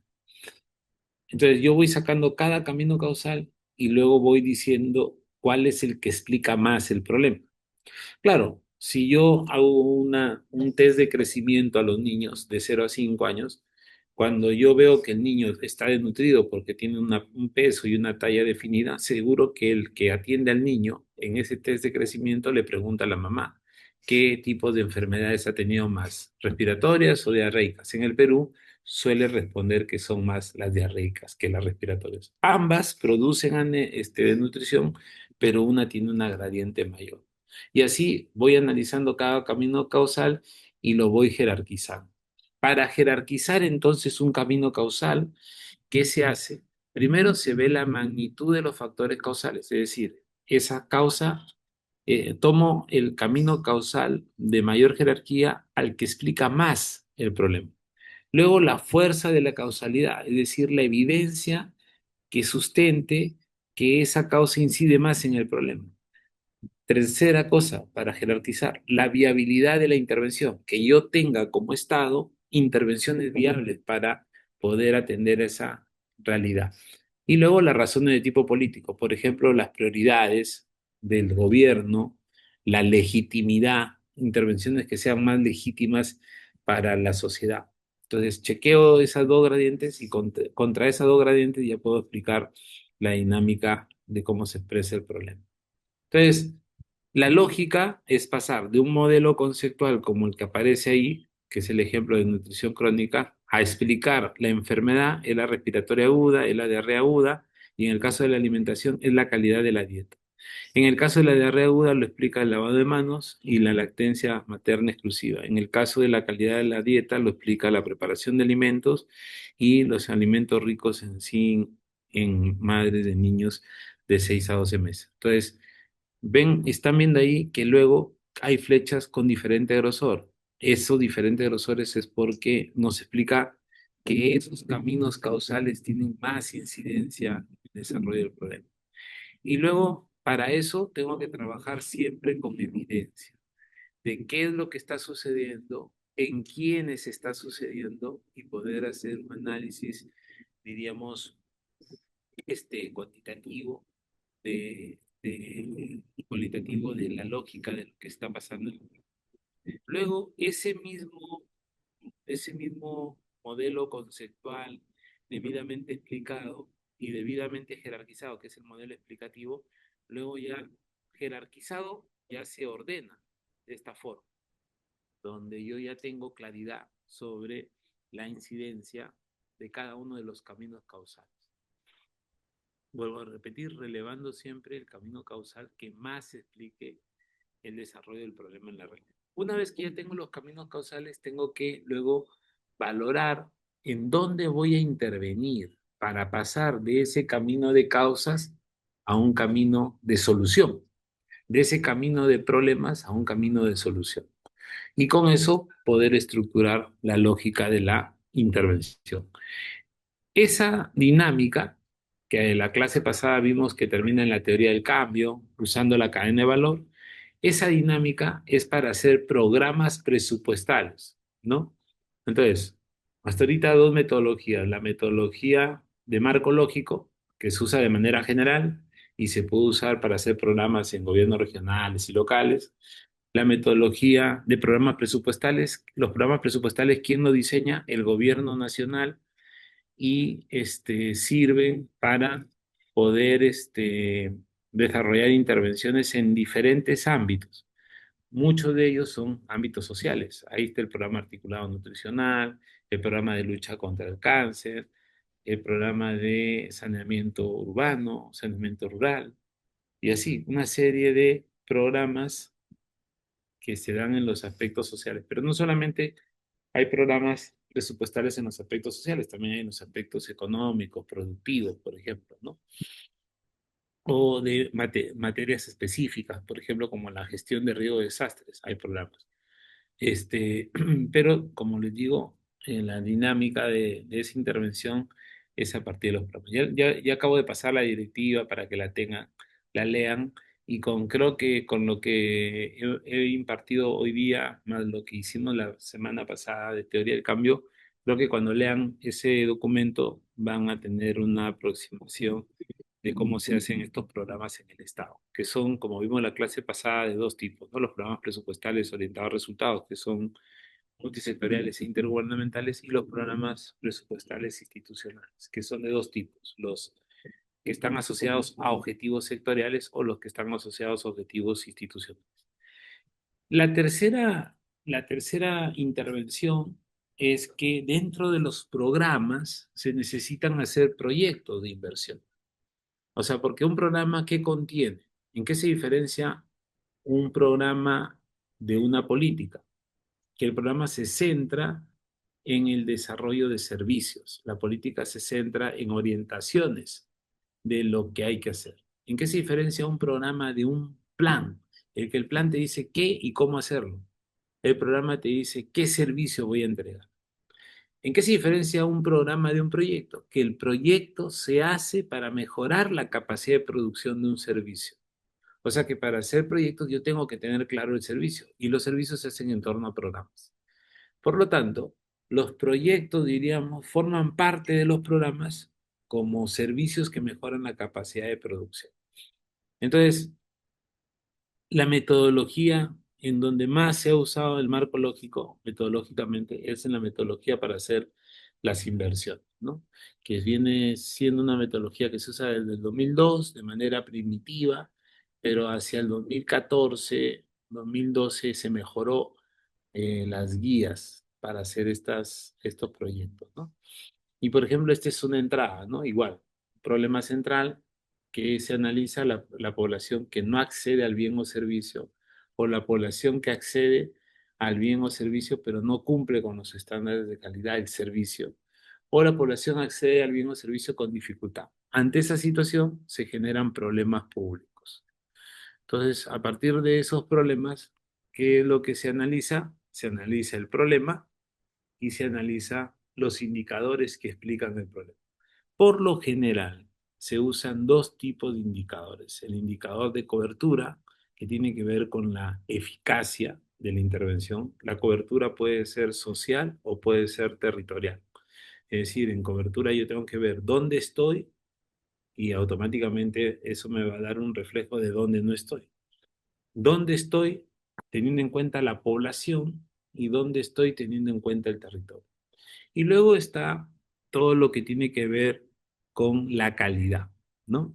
La calidad. Por eso que en inversión hay dos brechas, las brechas de cobertura y las brechas de calidad. Pero la calidad, ¿con qué tiene que ver? Con los niveles de satisfacción que tiene el usuario al momento de recibir el servicio. Por lo general, puede ser por la continuidad o discontinuidad del servicio, puede ser por los estándares que tenga el servicio, puede ser por las condiciones técnicas en las que se da el servicio versus las condiciones en las que debería darse. Entonces, todo aquello que genere insatisfacción está refiriéndose a indicadores de calidad. Entonces, en esta lógica de proyectos también se usa la lógica de el marco lógico, ¿no? Porque se define un problema, sobre ese problema se analiza la solución para ver la pertinencia de la intervención. Se trata de valorar los problemas para hacer proyectos de inversión. Ahora además se puede hacer otras inversiones que se llaman las IOR, que son inversiones de optimización, ampliación, reposición y rehabilitación. Y la lógica es que la metodología permita ir hacia alternativas de solución, ¿no? Pero si hiciéramos una sintaxis metodológica, ¿cómo se hace esto? Primero se realiza una lluvia de ideas sobre las causas que explican el problema, se seleccionan las causas, se jerarquizan las causas más importantes, se sistematiza la evidencia para ver si esa causa es aceptada o no y se construye el árbol de causas, ¿no? Pues, por ejemplo, en un proyecto de agua potable y alcantarillado, estas suelen ser causas que explican el problema. Luego, de todas esas causas que uno sistematiza en una lluvia de ideas pauteada con los diferentes autores, hay que ver si es una causa. A veces se confunde con un efecto. ¿Cuál es la diferencia entre una causa y un efecto? La causa es lo que produce el problema. El efecto es la consecuencia de que existe el problema en la realidad. A veces tengo que chequear, ¿no? ¿Qué tipo de causa es? Si es una causa o no, si está relacionada con el problema o no, si puede ser incluida en otra causa, todas esas cosas se explican, para que luego, ya con lo que me quede con las causas que sí explican el problema, yo pueda ver cuáles son las causas directas y cuáles son sus indirectas para poder en función a eso esquematizar, sustentado en la evidencia, cada causa y poderla pasar al árbol de causa y efecto. Y ahí estamos en la metodología que vimos anteriormente, la metodología margológico, porque esa es la metodología usada para proyectos. Una vez que ya tengo el análisis de causalidad por el lado de las causas, hago lo propio por el lado de los efectos. Realizo la lluvia de ideas de todas las consecuencias de tener ese problema en la realidad, selecciono los efectos, los jerarquizo y luego hay que sistematizar la evidencia que sustente cada efecto para construir el árbol de efectos. Igual, efectos indirectos del problema se concatenan en efectos directos hasta poder estructurar las características y condiciones de la intervención. Acá sí tengo que a los efectos directos concatenarlos, ¿no? Es decir, agregadamente, ¿qué pasa si el efecto 1 y el efecto 2 se combinan? Van a generar otros efectos. Los primeros son efectos directos, los segundos son efectos indirectos, hasta que todo se trata de concatenar en un efecto final y llegas al efecto final. En este caso, para este limitado acceso a servicios de agua potable y alcantarillado, es que lo que pasa en la población es que disminuye la calidad de vida. Y luego ya se integra el árbol de causa y efecto. Y a partir de eso, ya es que se pautea la solución con la metodología de marco lógico que hemos visto, ¿no? Ahora, una de las cosas que, que hay que relevar, que hemos visto también hace un momento, cuando veíamos las diferentes alternativas de solución, es cómo elijo la alternativa más adecuada. Si siempre me preguntan, ¿no? Cuando se hace una intervención, se hace un programa, un proyecto, ¿cuántas alternativas debo presentar, profesor, como mínimo? No, no hay no hay un mínimo, ¿no? O sea, tienes que presentar las que son alternativas. Mientras más mejor, diríamos, ¿no? La gente a veces en el Estado es muy, ¿cómo lo pongo de manera diplomática, ¿no? Quiere hacer el mínimo esfuerzo y a veces solamente presentan dos. Y a veces presentan una alternativa buena o una alternativa mala, lo cual es inadecuado. ¿Por qué? Porque ya sin hacer tanto análisis va a salir la alternativa mala. La alternativa buena, disculpen, porque la mala se va a desestimar sola. ¿Cuál es el problema a veces? Que luego cuando quieres hacer el proyecto te encuentras con una serie de problemas que te obliga a tener una alternativa mejor que la que has puesto, porque esa que has puesto no es la mejor de repente. Y entonces no te sirve la que dejaste porque la dejaste será peor. Entonces ya no te sirve todo el esfuerzo que haces. ¿Cómo yo puedo decidir entonces en el diseño? Yo tengo alternativas de solución, elijo una alternativa, que es una primera opción, y la segunda opción es cuando tengo dos alternativas buenas, yo defino si las dos se pueden usar a la vez o si las dos se pueden usar en casos diferentes. Entonces puedo decir, estas dos son buenas y como se pueden usar en casos diferentes, lo que voy a hacer es tener modalidades de intervención. En donde más se puede aplicar la alternativa uno lo aplicaré. Donde más se puede aplicar la alternativa 2, lo aplicaré. Cuando sí son excluyentes, tengo que elegir de todas maneras uno. Luego, ¿qué tengo que hacer? Ya sobre lo elegido, establecer objetivos, definir estrategias, plantear mecanismos de control con metas, indicadores, ver los costos para la ejecución de las intervenciones y luego terminar evaluando el diseño. Pero parte de analizar las alternativas de solución bajo las diferentes gradientes metodológicas que ahora se trabajan, ¿no? En torno a la intervención. Por lo general, cuando hago el diseño, tengo una fase filosófica donde se visualiza el futuro, cómo se va a conducir la organización para hacer realidad la intervención. Hay una fase analítica donde se hace el análisis de los problemas con el árbol de causalidad y se puede analizar los factores críticos. Hay una fase programática donde se plantea la solución con objetivos y estrategias y hay una fase operativa donde todo eso se traduce en actividades y proyectos. Y una fase cuantitativa donde para poder hacer seguimiento a los objetivos, a la estrategia, a las actividades, a los proyectos, se tiene indicadores y metas de esos indicadores. Pero por lo general, los criterios para valorar las alternativas de solución suelen estar asociados a lo siguiente, ¿no? Uno, la parte política. Dos, la parte técnica. Y tres, la parte económica.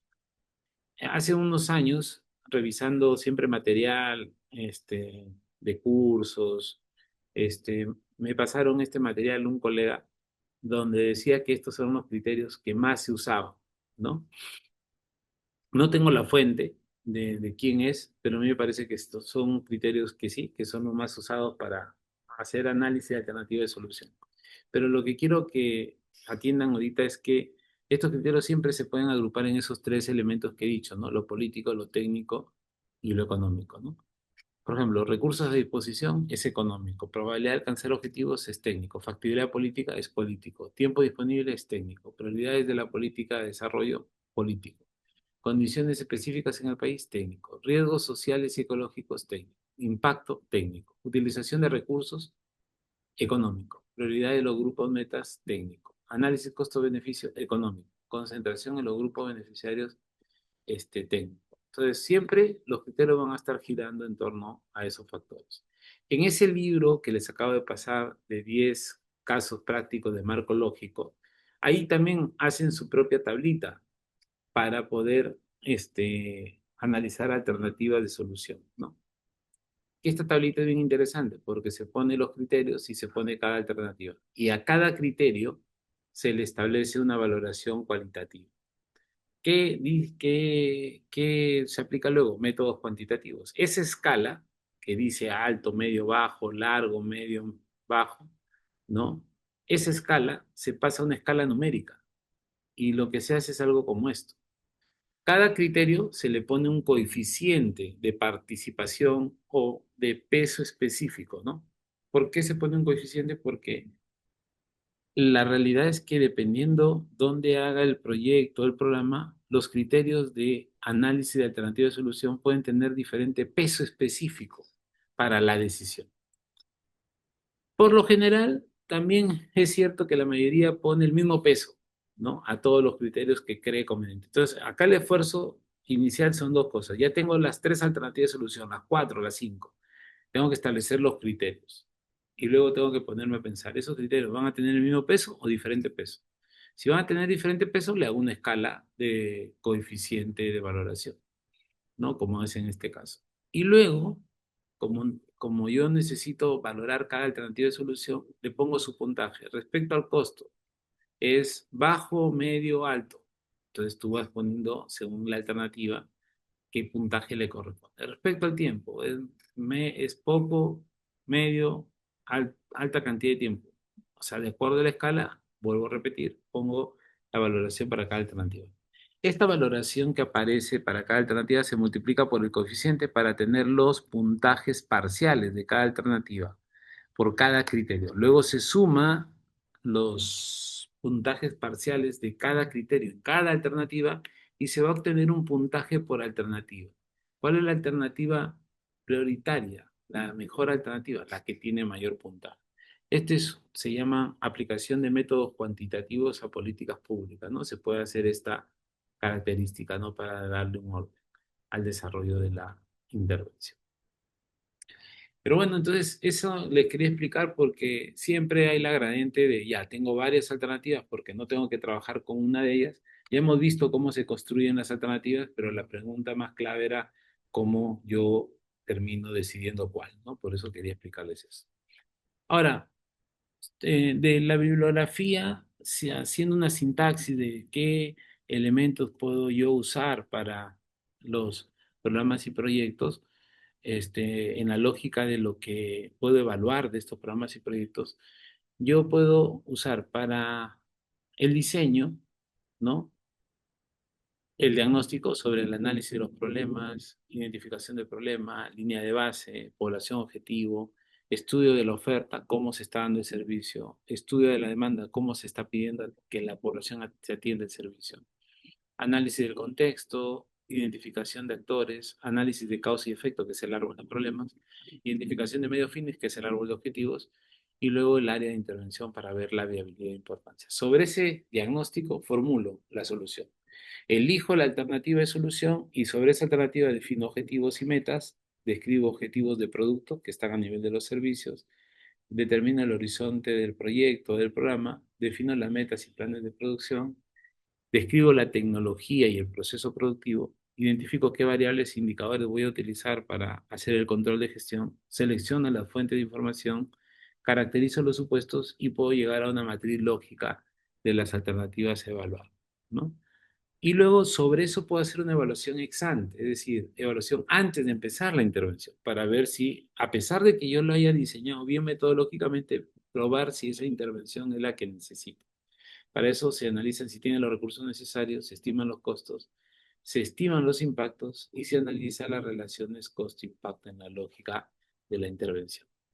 Ya cuando ejecuto la intervención, el programa o proyecto, tengo que generar mapa de procesos para ver cómo va a ser el modelo operacional del proyecto, describir las actividades, confeccionar los cronogramas y ruta crítica, establecer insumos, estructura organizacional para el funcionamiento de la entidad que se va a hacer cargo del programa de proyecto, programación del monitoreo y la evaluación ex post y análisis detallado del presupuesto y financiamiento. Y en el monitoreo y evaluación ex post tengo que tener un diseño de un plan de monitoreo, o como ahora se llama en nuestro país, seguimiento, recolectar y procesar información y luego elaborar informes de el desarrollo de la intervención. Y luego en la evaluación ex post, diseño de la evaluación, medición de costos reales, análisis de la relación entre costos e impactos y elaborar informes. En la evaluación ex post hay cuatro tipos de evaluaciones. Una que se hace, se llama evaluación ex post de corto plazo, que se hace entre el primer año, dicen entre 6 meses a un año de culminada la intervención, ¿no? Luego está la evaluación de ex post de seguimiento, ¿no? Es una evaluación que se hace entre el año 2 y el año 3 de las intervenciones. Luego está la evaluación de resultados, que se hace entre el año 3 y el año 5, y luego la evaluación de impacto, que esa dependerá de cuándo hay un cambio en la realidad, ¿no? Valorando la lógica del diseño de la intervención. Eso entonces, hasta aquí diríamos formas de hacer programas y proyectos siguiendo metodologías e instrumentos que me lleven lógicamente a cuál es la solución, pasando por explicar bien el problema, alternativa de solución y llegar a la alternativa elegida. Pero además, Una tercera cosa que hay para hacer programas y proyectos en el caso del Perú es de acuerdo a la organización del Estado. Hay una directiva, que es la 002-2021 de la Secretaría de Gestión Pública, que dice, cuando tú en el gobierno nacional, ojo, este es para el gobierno nacional, cuando tú en el gobierno nacional vas a crear un ministerio, un organismo público, un programa o un proyecto, esto es lo que te van a pedir. Primero, análisis de la necesidad. ¿Qué te piden? Problema público, justificación de la intervención del Estado y diagnóstico de la entidad que actualmente atiende el problema público.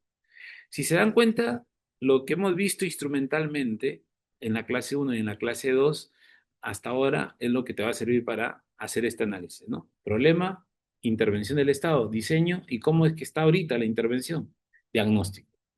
Luego, análisis de alternativa de solución. Dice que se tiene que tener al menos dos alternativas. Esas alternativas deben desarrollarse un análisis costo-efectividad. ¿Qué es un análisis costo-efectividad? Algo bien sencillo. Tengo que dividir el costo entre el total de beneficiarios en los que tú vas a generar un resultado. Es decir, vas a atender su situación de problema y pasarlos a una situación de solución. Luego, de cada alternativa se comparan los costos, ¿no? Y en base a esa comparación, se puede determinar cuál es la mejor alternativa. Y luego se hace un análisis de no duplicidad, que es ver que lo que yo estoy haciendo como programa o como proyecto social no se duplique, ¿no?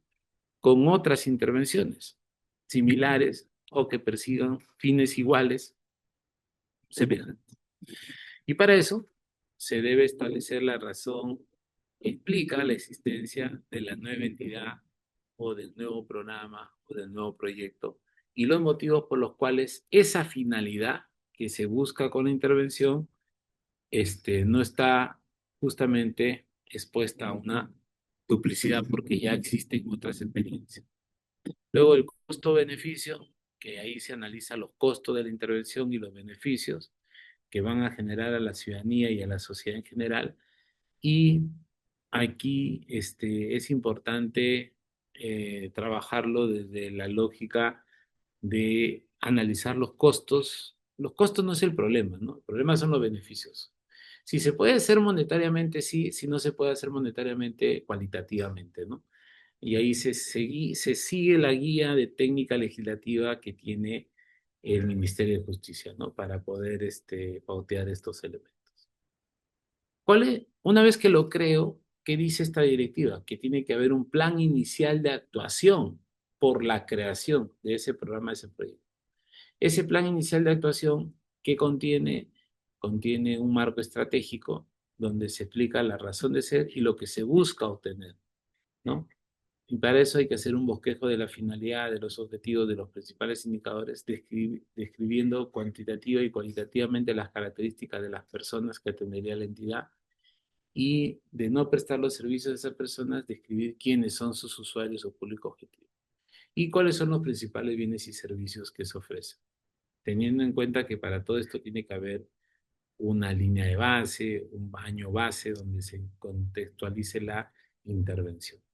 Luego viene toda la parte del marco organizacional, ¿no? ¿Cuáles son los procesos misionales operativos, ¿no? Teniendo en cuenta la norma técnica de procesos que también tiene la Secretaría de Gestión Pública. La última norma técnica de gestión de procesos es del año 2025. Luego una propuesta inicial de estructura orgánica, es decir, cómo va a ser la parte de dirección, la parte de apoyo, de asesoramiento, la parte de línea. Y luego hay que proyectar las características y condiciones de los recursos humanos, ¿no? Que se van a necesitar para la implementación. Entonces, dice que en el caso de programas y proyectos se debe identificar y justificar técnicamente las razones por las cuales se plantea su adscripción o dependencia. ¿Qué quiere decir? Programas sociales, por ejemplo, ¿qué tiene? Tiene el MIDIS, pero no solamente el MIDIS tiene programas sociales. Hay programas sociales en el Ministerio de Trabajo, hay programas sociales en el Ministerio de Vivienda, hay programas sociales en el Ministerio de Salud, en el Ministerio de Educación, en el Ministerio de, ¿falta algo? De Agricultura. Hay ciertos programas sociales. ¿De qué depende? De la materia a la que esté asociada la intervención. Si es un tema para fortalecer a los pequeños agricultores y mejorar su competitividad, bueno, para aumentar su nivel de riqueza y las condiciones de vida de sus familias, bueno, ese es un programa que está en agricultura, ¿no? Pero si es un programa que da acceso a agua potable en las zonas rurales, es un programa de vivienda.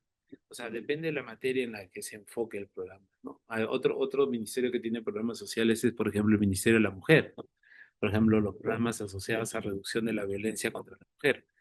Por eso que el Ministerio de la Mujer tiene programas en ese sentido. Entonces, siempre está asociado la adscripción del programa a las competencias y funciones. Luego tengo que poner una parte sobre el financiamiento, cómo voy a costear la operación y la implementación de las funciones que tenga esa intervención, cuál va a ser la fuente de financiamiento, y para eso tengo que tener proyectado costo de funcionamiento, costo de recursos humanos y el costo de la implementación de las funciones que tiene la entidad. Este plan debe ser validado por el Ministerio de Economía y Finanzas porque es finalmente quien te va a dar los recursos para operar. Luego está la estrategia de implementación y cronograma, donde ya se establece las estrategias, actividades, riesgos y hitos de la implementación, ¿no? En la lógica de las características. Teniendo en cuenta que para eso de repente vas a tener que hacer arreglos previos y cómo vas a hacer la entrada en operación. Por ejemplo, un primer tiempo se supone que se tendrían que hacer los arreglos previos. La Secretaría de Gestión Pública indica que debería ser más o menos un año. Luego, un inicio de actividades para programas y sociales podría ser entre el año 1 y el año 5. Es diferente cuando yo creo un ministerio o un organismo público, ahí tiene que ir hasta el año 7. Pero en los 5 primeros años tengo que proponer cómo va a ser el desarrollo de actividades de los programas y proyectos. ¿Y qué arreglos previos se necesitan? Habilitación de sistemas de gestión documentaria, financiera, selección de personal, habilitación física de la organización, o sea, dónde va a estar su local, su espacio de institucional, el desarrollo de documentos de gestión, manual de operaciones, manual de proceso, de procedimientos. Hay que ver si hay algún documento técnico normativo para la implementación. Por ejemplo, la vacunación se hace con normas técnicas. O sea, yo no puedo vacunar cualquier vacuna, tengo que aprobar en una norma técnica. Esa norma técnica tiene que decir cómo se va a aplicar la estrategia de vacunación y a partir de eso tener los recursos, adquirir la vacuna y poder proceder a hacer la intervención. Es ahí la lógica de donde entran los documentos técnicos, ¿no? Y cuando una entidad o un programa, en este caso, o un proyecto se crea sobre la base de algo que ya existe, hay que ver cómo se transfiere todo lo que tiene esa entidad sobre esa intervención y cómo se adquiere eso por parte del nuevo programa o proyecto. Y en torno al inicio de actividades hay que proyectar la entrega de bienes y servicios, ver cómo va a crecer organizacionalmente la entidad para poder establecer una adecuada línea de actuación y desarrollo de la intervención. Y una cosa que yo siempre sugiero cuando se diseñan intervenciones es que no solamente tengo que ver el diseño, sino tengo que proyectarme cómo va a ser la gestión. El programa social atiende un problema social y la intervención va a tratar de que mediante productos con determinadas metas logremos objetivos de resultado e impacto. Y ahí se comienza a reducir las brechas. Primero, la brecha que tenemos con la sociedad, pero también las brechas de gestión a partir de cómo se organiza y se gestiona el programa en torno a su estructura, procesos, clima y funciones. Y para eso es importante entonces valorar el diseño. O sea, el mensaje acá a la conciencia es, yo voy a diseñar algo, tengo que pensar en atender el problema público que tiene la sociedad, pero tengo que pensar en que esa intervención luego sea ejecutable, se pueda gestionar. Y para eso yo empiezo por valorar en la parte del diseño, la orientación política, analizar la necesidad de la población y ante eso formular la intervención. Inclusive antes de pasar a la operación, hacer una evaluación. Ya en la operación, agarro esa intervención planificada, la organizo con sus capacidades y recursos, la dirijo para lograr hacer los objetivos y estrategias de la intervención y luego la programo, la ejecuto y luego hago el control de gestión a través del seguimiento y evaluación. Para eso necesito en la ejecución llegar hasta los productos que me permitan valorar si estoy consiguiendo o no los resultados y si esos resultados me están generando impacto y si ese impacto está atendiendo la necesidad de la población. Entonces, tengo que pensar el diseño de la intervención mirando la implementación y la gestión. Y la gestión es planificar, organizar, dirigir, controlar y mejorar el desarrollo de la misma. Entonces, esa dinámica es la que tengo que imprimir también a la lógica de la intervención. Y bueno, para cerrar rápidamente la clase de hoy, vamos a ver en estos últimos minutos las brechas, ¿no? Cuando yo analizo brechas, según las normas de planeamiento, dice la brecha de la diferencia entre el valor actual del indicador y el valor referencial. Se denomina cálculo de la brecha al valor que separa el actual de un estado adecuado, satisfactorio de cada variable estratégica.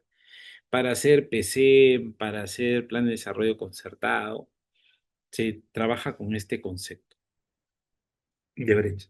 También dice que la brecha es la diferencia entre la oferta disponible optimizada de infraestructura y o servicios y la demanda, es decir, lo que necesita la sociedad, a una fecha determinada y en un ámbito geográfico determinado. Y se puede expresar en términos la brecha de cantidad, principalmente cuando es de cobertura, y o de calidad. Acá les he puesto un ejemplo, ¿no? Que usa el Centro de Planeamiento Estratégico para el caso de planes estratégicos sectoriales multianuales. Se pone la variable, se pone el indicador y la brecha es la diferencia entre el valor actual y el valor de referencia. El valor de referencia puede ser de tres tipos. Puede ser cero, cuando la tendencia es a que el problema no exista. O puede ser 100% cuando la tendencia es a que yo logre algo en el tiempo, en el problema. Puede ser cero, puede ser 100%. Entonces yo miro el valor actual y miro la brecha. Pero ojo, no todos los casos, la brecha, y ahí viene el tercer caso, es llegar a cero o a 100%. ¿Por qué? Porque hay un estándar. Esto pasa, por ejemplo, con la tasa de desempleo. Un país en la tasa de desempleo, ¿hasta cuándo debe llegar? Claro, uno teóricamente diría a cero, pues, porque sea feliz todo el país. Pero no, los países han hecho una convención de que se llega a un 4 o 5%. ¿Por qué? Porque hay gente que no quiere trabajar, hay gente que no le gusta trabajar. Y esa gente debería trabajar, pero no trabaja, ¿no? Entonces, como hay un porcentaje de gente que por su propia iniciativa no trabaja, ya el Estado no puede hacer nada. Entonces, por eso que el valor de referencia es 5%. ¿Hasta dónde puedo llegar con la tasa de desempleo? ¿A 5 o menos? ¿No? Cuando yo logro 5, diríamos he cerrado la brecha, ¿no? En la lógica y contexto de la intervención. Y una tercera forma de brecha, ¿no? Una tercera forma. O sea, la primera forma es esta de valor actual, valor de referencia. La segunda forma es, oye, la brecha es una oferta optimizada a nivel de infraestructura, de servicios y de demanda. Y una tercera opción de brecha, en donde más se está usando este concepto, es para hacer inversión pública, ¿no? Esto le pidió un colega, Manuel Bernabé, es un colega de la Universidad Pacífico, él enseña este curso. Le dije justo, oye, pásame unas láminas, apóyame con lo último que tengas de brechas, de inversión pública. Y ustedes saben que hay mucha inversión en lo social, ¿no? Ahora cuando se invierte, yo puedo invertir en cinco capitales. Uno, el físico, que es infraestructura. Dos, el humano, que es invertir en la gente que recibe el servicio. Por ejemplo, invierto en la escuela de padres. Invierto en el alumno que recibe el servicio. Mediante un proyecto de inversión puedo comprar el equipamiento que el alumno necesita para llevar sus clases. Puedo invertir en el capital intelectual, invierto en los docentes, en darle más competencia, más capacidades a los docentes para que mejoren su enfoque de enseñanza. Puedo invertir en el capital o se llama institucional, invertir en la organización, hacer que haya un sistema de intranet, de internet, con una plataforma digitalizada de biblioteca virtual que le sirva al estudiante durante toda su clase, de tal manera que la tablet que le regalo al estudiante tenga cargada toda la sintaxis de todos los cursos. Y eso sea con un soporte informático. Para eso la entidad tiene que tener preparado todas las instalaciones y todos los equipos funcionando. Y el último capital en el que se invierte es el capital natural, es invertir en el medio biofísico. En muchos colegios se puede hacer, en mi tiempo se llamaba formación laboral, pero se invertía, por ejemplo, en tener cultivos, en aprovechar los cultivos de la zona para poder hacer biohuertos. Entonces eso también se puede dar a nivel de inversión. Pero la inversión ahora, ¿qué pide? Que todo se trabaje bajo un enfoque de brechas. Y ahí interesa dos brechas, ¿no? La brecha de cobertura y la brecha de calidad. Las brechas pueden ser en inversiones de infraestructura, infraestructura que está faltando, o de servicios, niveles de servicios. Entonces, la brecha, ¿cómo se ve en el caso de la inversión? Entre la oferta, lo que se ofrece, y la demanda, lo que se necesita. ¿Qué se necesita tener en cuenta? La temporalidad en el que se analiza la brecha y el espacio donde se da la brecha. Pueden haber dos brechas de cobertura del servicio, que se llaman brechas de cobertura, ¿no? Por ejemplo, personas no matriculadas en el nivel primario respecto a la demanda potencial que existe en la sociedad. Y las brechas de calidad, que son ya condiciones, ¿no? En las que se da el servicio. Entonces ahí se puede valorar cómo es el porcentaje de las unidades productoras que tienen una capacidad instalada inadecuada para ver cuál es la brecha que todavía falta cubrir. Entonces, en los tipos de brechas, diríamos por la inversión hay tres tipos de brechas. La estructural, que está asociada a obstáculos o limitaciones que pueden ser económicas, sociales o ambientales, que frenan el desarrollo del territorio. Este, Esto está a nivel de impactos agregados. ¿Y dónde se puede ver esta brecha estructural? En el Plan Estratégico de Desarrollo Nacional, ¿no? Y a qué está, diríamos, cuál es la finalidad de reducir esa brecha? Bueno, tener un desarrollo sostenible. La segunda brecha es la brecha de resultados, que son obstáculos o limitaciones en las condiciones de vida de las personas que tienen el problema público. Eso está a nivel de resultado final o intermedio o inicial. Lo puedes encontrar en los planes estratégicos sectoriales o también en los planes de desarrollo concertado y también en los planes estratégicos institucionales. ¿Y cuál es su finalidad? Mejorar las condiciones de vida o aumentar la demanda de los servicios. Y luego está la brecha de productos, que son los bienes y servicios, ¿no? Que son limitaciones en la provisión de los servicios brindados por el Estado y que está a nivel de producto que se visualiza en el PEI, en el Plan Estratégico Institucional de cada entidad a nivel de las acciones, y que la finalidad es que hay una adecuada provisión de bienes y servicios. Aquí en esta brecha de productos es que entra la inversión, ¿no? En la parte de la inversión. Para esa brecha de servicios, tengo que ver si los servicios que el Estado tiene, que el Estado tiene la responsabilidad de brindar o garantizar su prestación. En esos servicios tengo que ver la brecha. Tengo que analizarlo por cada sector, donde se identifique los servicios que brindan en el marco de su rectoría, cómo esos están relacionados o no a la creación, a las funciones o normas de creación. Y tengo que contextualizar indicadores de brecha para poder valorar cómo es que se están presentando los bienes y servicios en la realidad. Y para eso me puedo ayudar de la cadena de valor, ¿no? Donde analizo los productos, las actividades, los insumos a nivel interno y ahí es donde puedo valorar la brecha de servicios y luego analizo los cambios a favor de la sociedad, de tal manera que los productos lleguen al ciudadano, que generen en el ciudadano resultados y que esos resultados generen impactos en la sociedad. Para eso tengo que valorar el producto, cómo mido el producto y cómo es que se comporta el desarrollo del producto en diferentes factores. Para en función a eso valorar por dónde está la brecha. Tengo un indicador entonces que me mide, por ejemplo, el nivel de aprendizaje y a partir del nivel de aprendizaje miro cuántos alumnos han conseguido el nivel de aprendizaje, cuántos alumnos faltan y ahí puedo tener las brechas en la lógica de la intervención.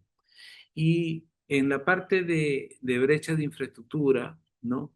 Hay que ver las condiciones en las que se va dando la brecha de servicio para poder valorar a partir de una variable o un conjunto de variables que estén interrelacionadas la medición en un determinado momento.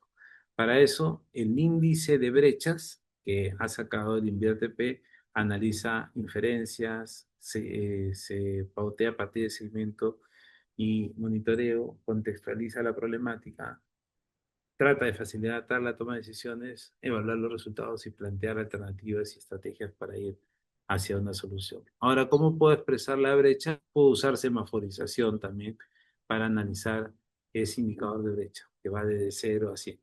Y los ratios los puedo ir dividiendo por los diferentes, diríamos, quintiles o subquintiles, o deciles con los que se vaya movilizando la lógica de intervención. Tratando de medir la cobertura, que es lo que falta cubrir, y tratando de medir la calidad, que es lo que falta mejorar en la lógica de la intervención. Entonces uno puede analizar cómo es el comportamiento de las brechas a lo largo del tiempo para ver su evolución, no solamente cuantitativamente, sino también territorialmente, ¿no? Para ver qué departamento tiene brechas y qué departamento tiene más o menos brechas y lo puedo mapear para poder hacer un trabajo en base al indicador de brechas. Estos índices de brechas lo puede trabajar cada uno de los sectores. Y lo que ha ayudado es que el MEF, y con esto acabo, lo que ha ido haciendo es haciendo seguimiento al cierre de brechas y proyectando ese cierre de brechas para ver cómo va la evolución en la lógica de la intervención. Esto se ha ido aplicando en los últimos años de tal manera que uno pueda valorar la situación de la brecha evaluada y ver cómo está yendo hacia el cierre de brechas. Y una cosa que han hecho es que en los aplicativos informáticos han puesto cuadros como este, ¿no? Que te dice cuál es la situación, cuál es lo programado, cuál viene siendo lo ejecutado y cómo ese indicador va avanzando en lo programado y en lo ejecutado y eso cuánto implica de lo que le queda por cerrar y del cierre que viene haciendo año a año, de tal manera que tú puedas valorar cómo se va evolucionando en el cierre de brechas y puedas hacer una lógica de actuación, teniendo en cuenta también cuáles de todas las brechas que tienes son las más urgentes y cuáles son las que se han reducido en mayor medida para valorar por dónde está el nivel de interacción con las que hace la intervención. Y luego la otra cosa es la proyección de brechas, ¿no? ¿Cómo voy a, dada la evolución que he tenido, cómo voy a pensar la evolución que voy a tener?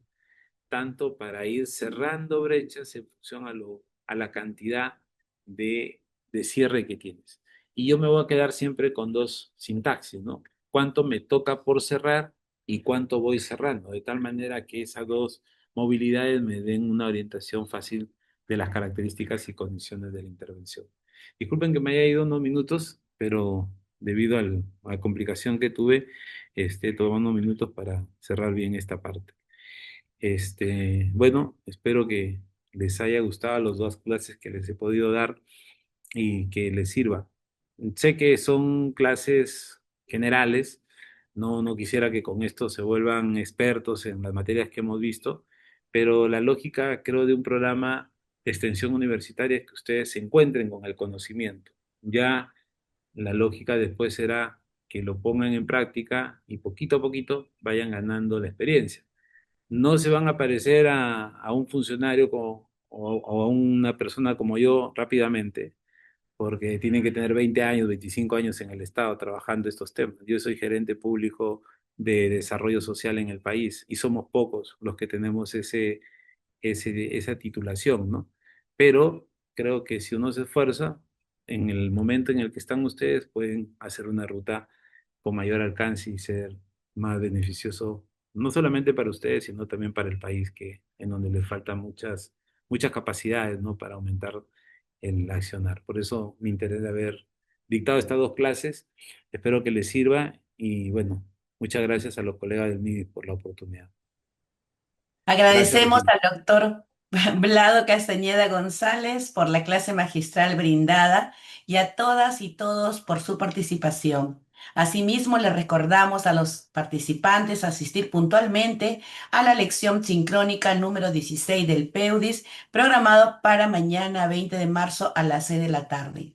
Les invitamos a completar la breve encuesta de satisfacción que aparecerá al momento de salir de la sala Zoom. Es muy importante conocer sus apreciaciones porque nos ayuda a una mejora continua.